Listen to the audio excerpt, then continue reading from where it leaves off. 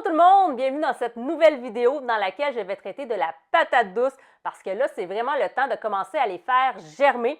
Alors, je vais vous expliquer les différentes étapes pour réussir cette culture un peu particulière. En commençant cette vidéo, je vous le dis tout de suite, vous voyez une fille malade, donc c'est ce que j'ai l'air quand je suis malade. Je ne pensais pas faire de vidéo, mais je me suis dit qu'il y en a peut-être qui me suivent et qui font leur semis en même temps que moi. Donc, je me suis dit, il faut faire la vidéo sur la germination des patates douces parce que c'est le temps là, de le faire. Donc, je vais faire un résumé un petit peu de cette culture-là de la patate douce, mais j'ai déjà fait des vidéos l'année dernière, une sur la germination de la patate douce et l'autre sur le bouturage. Donc, vous allez pouvoir vous y référer quand vous allez être rendu à ces différentes étapes-là pour pouvoir justement voir comment on fait geste par geste, action par action finalement. Donc, je vais vous les mettre en incrustation vers la fin de la vidéo, comme ça, vous allez pouvoir vous y référer. Mais là, on va commencer en discutant de la patate douce, comment on fait pour réussir notre culture. Tout d'abord, il va falloir choisir les bonnes patates douces. Comment choisir une bonne patate douce? Premièrement, si vous êtes capable d'aller chez un producteur, par exemple, qui produit des patates douces biologiques, ça va être vraiment l'idéal. Des patates douces qui sont exemptes de maladies. C'est vraiment ça qui est le mieux. Par contre, moi, j'en ai pas là, près de chez moi. Alors, ce que je fais, c'est que je les prends au supermarché, à l'épicerie. Donc, je vais aller choisir à ce moment-là les patates douces qui vont me convenir. Comment je choisis mes patates douces? Je vous montre. J'en ai deux spécimens ici. Donc, ce n'est pas nécessaire d'acheter des patates douces qui sont gigantesques, des mastodontes finalement. Ce qu'il faut, c'est choisir plutôt des patates douces qui ont l'air saines. Donc, qui vont, au niveau de la couleur, vont avoir l'air saines, qui ne sont pas toutes ratatinées, par exemple, qu'il n'y a pas de moisissure, qu'il n'y a pas de trous également qui vont pouvoir créer d'autres moisissures. Donc, c'est comme ça qu'on va aller vérifier nos différentes patates douces. Par la suite, on va regarder aussi, il faut qu'il y ait minimum un œil. Là, je dis minimum, plus qu'un œil idéalement, parce que les yeux, c'est les petits trous qu'on voit, là, les petits points noirs qu'on voit dessus, et c'est par là que les germes vont sortir. Donc, on veut vraiment des patates douces et non d'ours, qui vont avoir à ce moment-là des beaux yeux, finalement, qui vont pouvoir avoir des germes. Aussi, moi, j'ai choisi où ce que le bout pointu est assez évident. Vous voyez, on a un bout pointu en bas ici, puis on a un bout plus rond au-dessus. Donc, moi, j'aime ça choisir comme ça parce qu'on va savoir exactement comment positionner notre patate douce. Alors, quand la patate douce, finalement, on ne voit pas bien le bout pointu, que les deux bouts sont un petit peu ronds, c'est difficile un peu d'identifier c'est quoi le haut et le bas. Quoi qu'on peut voir ici, là, où est-ce qu'on a cassé la patate douce, ça crée un petit boudin comme ça. Alors, ça, c'est le dessus. Alors, c'est comme ça que moi, je choisis mes patates douces. Comme j'ai acheté des patates douces au commerce, probablement qui étaient remplies d'antigerminatifs. Donc, ce qu'on va venir faire, c'est de bien nettoyer nos patates douces pour s'assurer d'enlever cet antigerminatif qui va faire en sorte que les pousses ne vont pas sortir, ou du moins que ça va être très long avant que ça arrive, que la patate douce va avoir le temps, finalement, le bout qui va être dans l'eau, je vais vous expliquer un petit peu plus tard, et le temps, finalement, de moisir, de pourrir. Alors, à ce moment-là, ce qu'on va faire quand on va les acheter, c'est qu'on va bien les laver, les passer sous l'eau. Moi, je ne frotte pas ma patate douce avec une brosse à pomme de terre, par exemple. Je ne frotte pas énormément ma patate douce. Ce que je fais, c'est que je la mets sous l'eau, de l'eau abondante, et je frotte avec mes mains à ce moment-là. Je ne veux pas graffiner à ce moment-là la pelure là, de ma patate douce. Donc, je vais le faire simplement avec les mains. Mais un bon coup d'eau, puis un bon frottage à ce moment-là, ça fait le travail. Une fois qu'on a bien choisi nos patates douces et qu'on s'est assuré d'enlever l'antigerminatif, il va nous rester à choisir la méthode qu'on a envie d'utiliser. Moi, j'utilise deux méthodes en fait pour les faire. D'ailleurs, si vous avez vu mes vidéos l'année dernière, je vous ai montré comment faire ces deux méthodes-là. Donc, il y a une méthode dans l'eau pour la faire germer et il y a une méthode également dans le terreau. À mon avis, les deux méthodes se valent pas mal. Je dois dire que j'ai eu des résultats plus rapides dans le terreau, mais au niveau de mes tiges, de mes pousses, j'ai trouvé des meilleurs résultats au niveau de la germination dans l'eau. Mais en bout de ligne, les deux s'équivalent, c'est vraiment comme vous le souhaitez. Moi, je fais les deux comme ça, j'ai le meilleur des deux, tout simplement. On va commencer en parlant de la méthode dans l'eau. La méthode dans l'eau, ça va vous prendre différents équipements. Je vais vous montrer. Hop, hop, hop. Ça, c'était des cure-dents. Ça va vous prendre bien sûr de l'eau dans la méthode dans l'eau, mais ce qu'on va faire, c'est qu'on va avoir besoin d'un récipient. Moi, j'aime bien utiliser des genres de pots de type maçon comme ça ici. Je trouve que c'est parfait. Quand on a une patate douce avec le bout pointu comme ça, comme vous voyez, je vous disais que c'est important quand même d'identifier quel côté parce que c'est le bout pointu qu'on va mettre dans l'eau. Aussi, la partie sur le dessus, elle est plus grande, donc il va y avoir plus d'œil. Alors, c'est mieux de mettre la partie comme ça. Je l'ai fait le test à l'envers, puis honnêtement, les pouces qu'il y avait en bas essayaient de sortir par en haut, puis ça n'a vraiment pas donné des bons résultats. Donc, ce qu'on va faire, c'est qu'on va vouloir mettre le tiers de notre patate douce, donc environ ici, dans l'eau. Donc, on va mettre la patate douce, le tiers dans l'eau. On va la faire tenir, la patate douce, avec soit des cure-dents ou encore, moi, ce que j'aime bien utiliser, c'est des bâtons à brochette comme ça. Donc, à ce moment-là, au lieu de mettre plusieurs cure-dents tout sur le côté, je passe mon bâton à travers, puis j'en ai juste un comme ça à mettre, et ça va venir tenir ma patate douce. Comme ça ici, ça va venir la faire tenir dans le pot. Donc, c'est une façon de faire.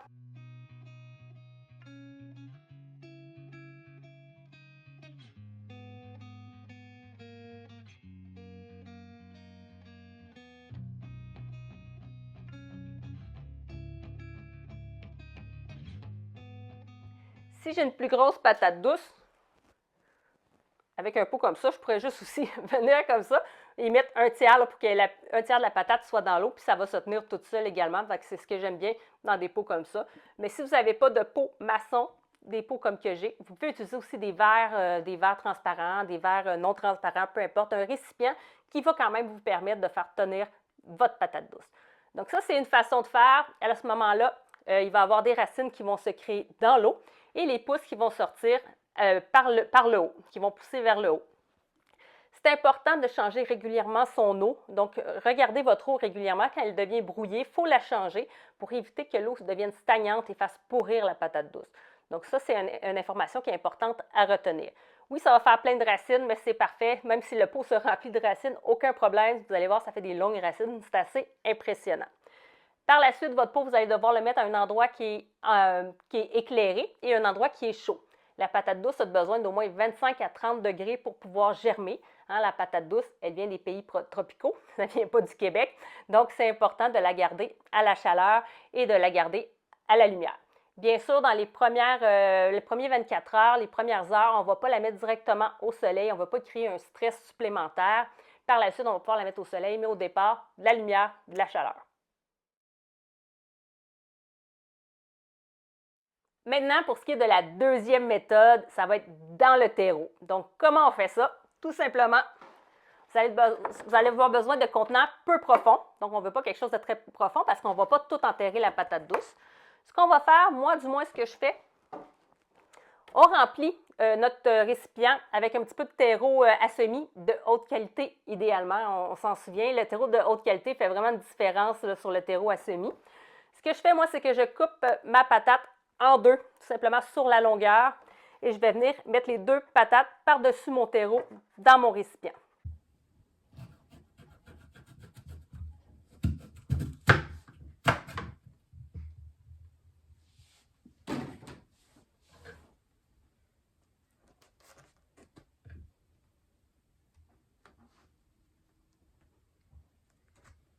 Il y en a qui vont aimer la couper en plusieurs morceaux. Donc, vous pourriez, par exemple, une patate n'est pas très grande celle-là, mais mettons, vous la coupez comme ça et vous la recoupez dans l'autre sens, ça vous donne 4 morceaux.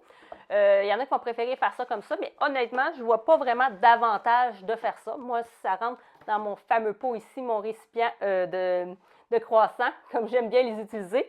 À ce moment-là, c'est ce que je fais. Mais sinon, vous pouvez les mettre, par exemple, dans des contenants champignons comme ça, si vous les coupez en plus petits morceaux. Mais je ne vois aucun avantage de le faire comme ça. Assurez-vous, si vous les coupez plus petits, d'avoir au moins un œil par morceau. Les yeux sont importants. N'oubliez pas, c'est là que ça va faire les pouces, les tiges. Donc ça, c'est très important. Ce que je ne vous ai pas dit, c'est que vous pouvez faire aussi pré-germer à ce moment-là, quand vous voulez le faire dans le terreau, vous pouvez avant faire pré-germer vos patates en prenant un petit récipient. Le bout que vous allez avoir coupé, finalement, vous le mettez dans l'eau. Donc, on ne met pas l'eau par-dessus la patate, juste un petit peu dans le fond, la partie inférieure, et vous les laissez quelques heures comme ça avant de le mettre dans le terreau. Mais ce n'est pas nécessaire. Moi, je ne le fais pas. Je saute cette étape-là, puis ça fonctionne très bien. En fait, je dis que ça fonctionne très bien. C'était ma première année, ma première expérience l'année passée, si vous vous souvenez bien. Mais ça a bien fonctionné, donc je me fais confiance là-dessus. Donc, pas nécessaire de faire pré-germer votre patate. Vous pouvez la mettre directement dans le terreau. Encore là, dans le terreau, la patate, elle a besoin d'humidité. Donc, on va s'assurer d'avoir un terreau qui est toujours humide, mais pas détrempé. On ne veut pas faire pourrir notre patate. Sauf qu'il va falloir qu'elle soit quand même tout le temps bien humide, donc on va s'assurer de cette humidité-là. Les racines vont vraiment s'étendre dans le terreau, alors qu'encore là, les pousses vont aller vers le dessus, vers le côté plus aérien. Moi, ce que je fais avec mes patates douces qui sont dans le terreau, c'est que je vais leur mettre un petit dôme au départ. Et pour la chaleur, je vais les mettre sur un tapis chauffant avec le dôme pour conserver l'humidité. Comme ça, je vais avoir moins souvent besoin d'arroser mon terreau. C'est une façon de faire, mais une fois qu'il va avoir les pouces, par exemple, là, je vais enlever le dessus, puis je vais finir par enlever aussi le tapis chauffant, parce que ce qui peut arriver, ce qu'il faut faire attention, ça m'est arrivé l'année dernière sur certaines patates, c'est que ça peut créer un œdème. S'il y a trop de chaleur, trop d'humidité, ça peut créer des œdèmes sur les feuilles. C'est quoi les œdèmes? À ce moment-là, c'est quand la feuille va vouloir respirer, va vouloir... elle va suer un peu comme l'être humain, finalement, la feuille. Mais elle ne sera pas en mesure de le faire parce qu'il va y avoir trop d'humidité dans l'air, ce qui fait que l'eau va rester sur la feuille, ça va créer des petits œdèmes à la surface. Et puis à ce moment-là, la feuille va jaunir et va mourir. Donc, ce n'est pas dommageable pour la plante, pour la patate. On va quand même pouvoir réutiliser à ce moment-là ces tiges, mais quand même, on va avoir moins de feuilles, ça va faire pourrir les feuilles. Donc, ce n'est pas ce qu'on veut. Alors, on va vraiment surveiller quand même l'état de l'humidité dans notre dôme et on va enlever le dôme dès qu'à ce moment-là qu'on va avoir suffisamment de tiges. Au niveau de la croissance de ces tiges, de ces pousses, ça va prendre quelques semaines avant d'avoir les premières pousses. Dans mon cas, l'année dernière, ça a pris 21 jours pour avoir mes petites pousses. Et après, quand on va avoir un 15 cm de pousses, et là, on va pouvoir à ce moment-là venir les couper et venir les bouturer pour créer nos fameux plants de patates douces. Finalement, la dernière étape avant d'arriver à la transplantation à l'extérieur, parce que ça va se faire seulement en juin, quand il va faire suffisamment chaud que les nuits ne vont pas descendre en bas de 10 degrés. À ce moment-là, on va venir faire le repiquage dans des godets à l'intérieur. Donc, encore là, il y a aussi deux méthodes pour le faire. Premièrement, quand ils ont fait au moins 15 cm, je vous ai dit, on peut commencer à couper. Donc, on va venir couper en biseau à ce moment-là nos tiges et on va vouloir venir refaire faire des racines, venir créer nos plants. Ce qu'on va faire, c'est que vous pouvez le faire encore là, on revient avec l'eau. Donc, on peut faire tremper à ce moment-là nos boutures dans l'eau pour créer des racines avant de venir les mettre dans des godets dans le terreau. Ce qui est important à savoir, c'est qu'il faut avoir au moins 1 à 2 yeux. Et ça, les yeux, c'est quoi? Vous allez voir les feuilles.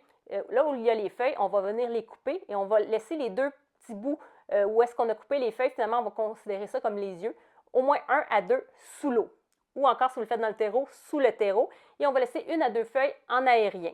Donc, je vous mets des incrustations de toute façon là, pour que vous puissiez bien voir de quoi il s'agit.